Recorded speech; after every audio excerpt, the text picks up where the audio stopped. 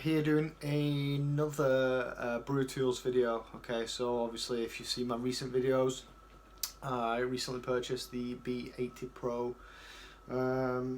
all-in-one grain system by BrewTools.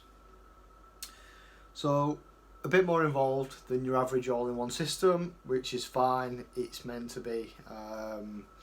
Lots of ports, valves for extra kind of flexibility and all that kind of stuff. Not sure how obvious it is, but there's a couple of prerequisites as well, so it's not ready to go straight into the box. I've had it a few days. I've not had that much chance to play with it yet. I've not even kind of installed the basic stuff, so there's a few bits and pieces that you need to do even before you get to the stage where you know, installing the valves with the tri-clamps and all that kind of stuff. So I'm just going to crudely edit together a couple of videos showing you yeah, those prerequisites, those bits and pieces that you've got to kind of assemble yourself, attach yourself before you get going. It doesn't look like it's anything complicated, but you know, I thought I'd just put a quick video out there just to let you guys know that is a thing if you're thinking about getting one of these systems. So first and foremost, the malt pipe. It comes with legs that clamp on to the side as you lift the malt pipe up. So with a lot of the kind of, you know, the all-in-one systems that are out there at the moment, you kind of lift them up, twist them, and then they set. That's not the case with this one. You've got three kind of latches like this. If you can see that, you can see these two pieces here. They basically hook under the grain basket. Screw it in with that hole there. And once the kind of, you know, the malt pipe is inside the boiler, like that, as soon as you lift it out, it latches onto the edge of the boiler like that. So really simple system. It looks like it's really easy to install. So you get three legs, three holes pre-drilled into the malt pipe to allow you to install them. And it looks like you've got a couple of different options. I say a couple, literally two. You get, so that's the screw that attaches. So it's an Allen key. The Allen key, I'm not sure what size it is, but the Allen key comes with it, so you don't need to worry about that. So you got three of those holding what? 20 kilograms of grain plus water retention, so I don't know, maybe 40 kilograms, so it's quite impressive. I hope they hold. I'm sure they will. So three screws you get. And to attach those screws, you can either use a hex nut or a wing nut. So in the instructions it says you can use either or. I was going to use the hex nut because I thought, well, you know, I've got the Allen key. I thought, well, I'll use a spanner.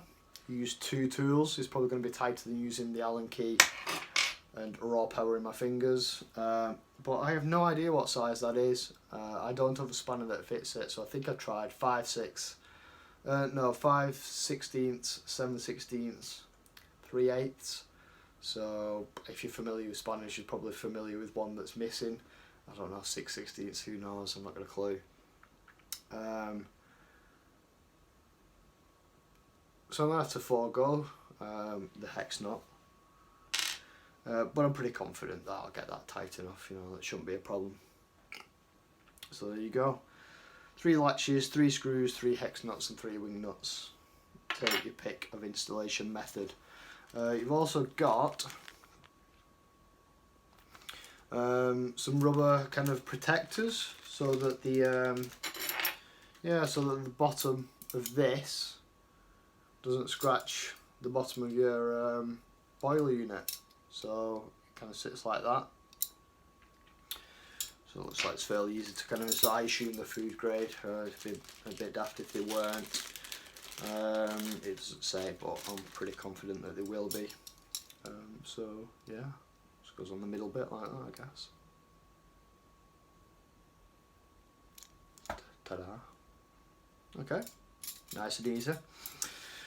Okay, so I'm going to get on and install these. I don't don't think you need to see it. I might show you the last one quickly so you know what it looks like when it's finished, but I'm going to get on and install these. And then the other kind of prerequisites that I mentioned, so obviously the power leads, I say obviously, I think I showed them in the previous video, but they're not pre-connected when the unit comes. Again, you know, they're a little bit more involved than your average kind of power lead. I've got one here, so it's actually got a screw thread to keep it attached to the main unit. Really heavy duty cable, that is, like serious stuff. And I don't know if you can see that as well, but there's an O-ring in there, like a red O-ring.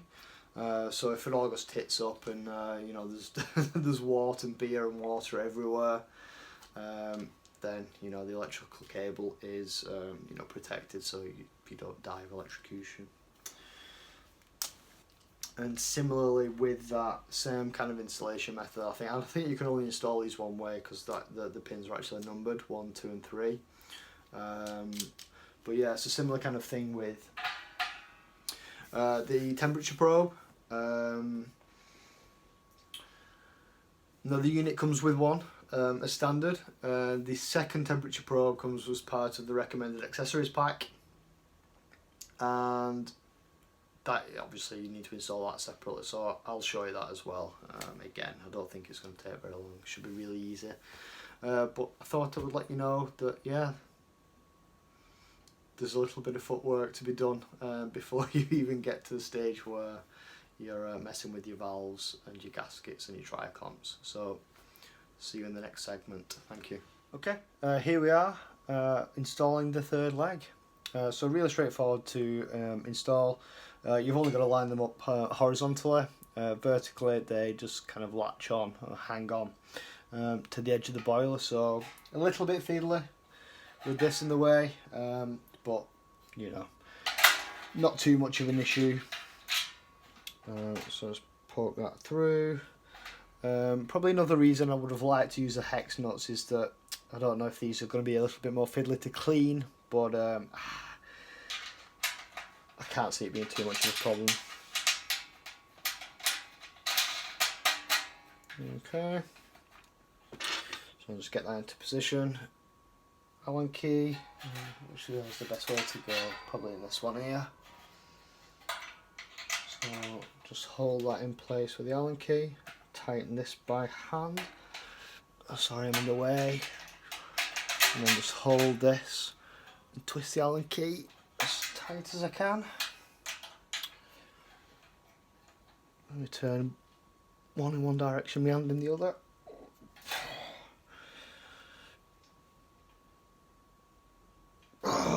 That is as tight as it's going to go, I think, by hand. And again, I think that's why I would have liked to really use the spanner, but they're not going to come loose in a hurry. I guess I'll just have to check them every now and again, but I guess that's the same is true if I'd use the hex nut anyway. But yeah, there we go. 1, 2, 3. Job's a good one. Catch you in the next bit.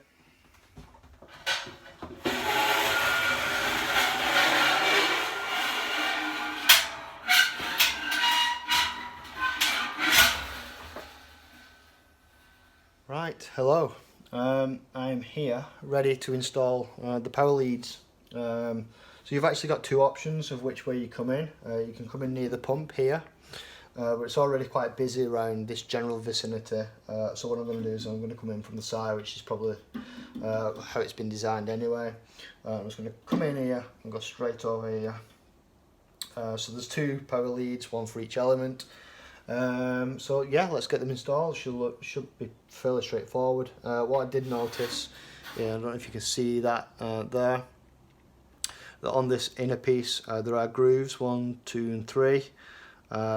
So it looks like you can only install it one way anyway, so that's good. So let's unscrew that protective cap. So you've got the main power and the secondary power for the two elements. So let's see which way this goes in. Oh, there we go. So let's push that in a bit harder.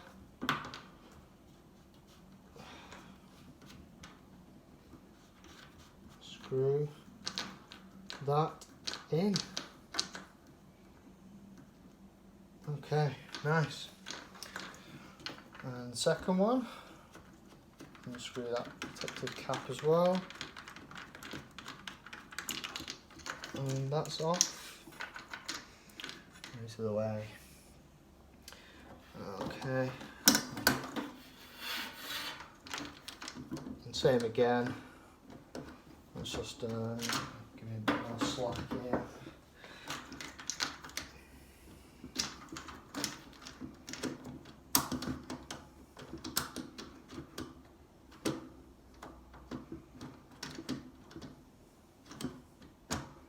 There it is. Push that in and tighten her up.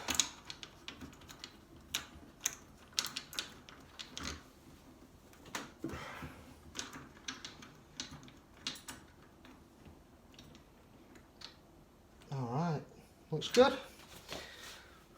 Job's a good one. So whilst I'm here, I know this is kind of a bit of a prerequisites video, but whilst I've got it upturned, I'm going to install the second, or the third rather, temperature sensor that came with the accessories pack. There's a sensor in the main tank, a sensor, you can see it here, that comes with the secondary sensor that comes with the main unit anyway. And this is going to be for measuring the temperature of the wort. As it's coming into the counterflow chiller, as I understand it. So temperature sensor 3 here. Let's give that a little unscrew as well. And the same deal. Let's get that cap out of the way. Go away. Oh, straight in. That's nice. A bit fiddly, but nothing too bad, I don't think anyway. Just make sure I can get as tight as I can. That'll do. Okay, so this is just going to go straight across to, I don't know if you can see it here, there's a grommet there. That comes, even though you don't get the third sensor with the main unit itself, the grommet is kind of pre-installed. So yeah, shove that through.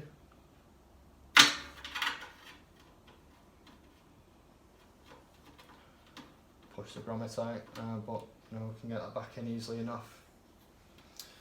Okay, happy days. See you in the next bit. Right, on to the next. Just been installing some O-rings. I'm not going to show you that because it's not very exciting, but I've just done it. Mash hat. So I've got two 22mm O-rings. So obviously the O-rings come with the main unit. It's just that the O-rings aren't installed on a couple of things for whatever reason. You just got to put them on yourself. So 2 times 22mm O-rings on the mash hat, and you've also got to install them on the dip tube. So the dip tube that comes with the B80pro main system is for sucking the wort out of the boiler and then circulating it. So 2 times 18mm O-rings on that. But then if you got the accessory pack, the recommended accessory pack like I did, you get a second dip tube, exactly the same as the one I've just shown you, and that's for whirlpooling. Now the instructions do say that the centre pipe, that you need to install 2 16mm O-rings on the centre pipe, but when I got mine, the O-rings were already on the centre pipe, so yeah, if yours don't, then you should have a couple of 16mm O-rings in the package, the overall package. If not, hopefully they're installed for you like they were with me. Okay, on to the next. Right, I'm going to wrap this video up now because I think it's getting pretty lengthy. I've been rambling on about loads of tiny little details, but I'm just going to leave you with a couple of parting remarks. So the dip tube, they're going to need possibly a bit of keg lube or silicone grease, food grade lubricant. I could probably force this in, but it's probably just going to be easier to get it in the hole with a bit of lubrication. So just something to bear in mind. I need to get hold of some, I'll get on Amazon or something. And the steps after that, okay, so cleaning it. So it recommends cleaning it with an appropriate chemical solution. So I think it comes with trisodium phosphate, I believe, or comes with the recommended accessories kit at least.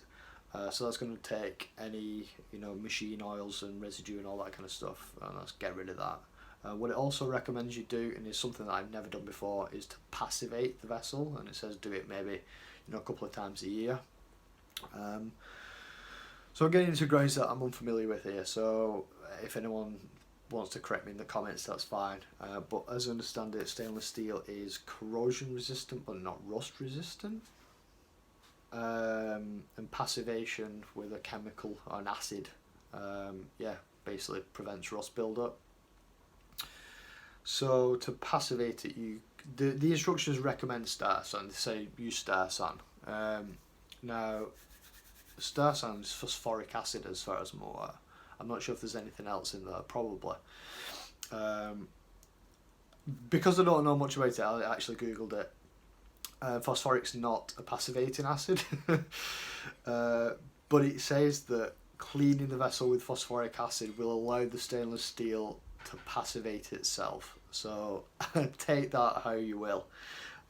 So I'm going to use Starsan as recommended in the instructions, and partially recommended by Google.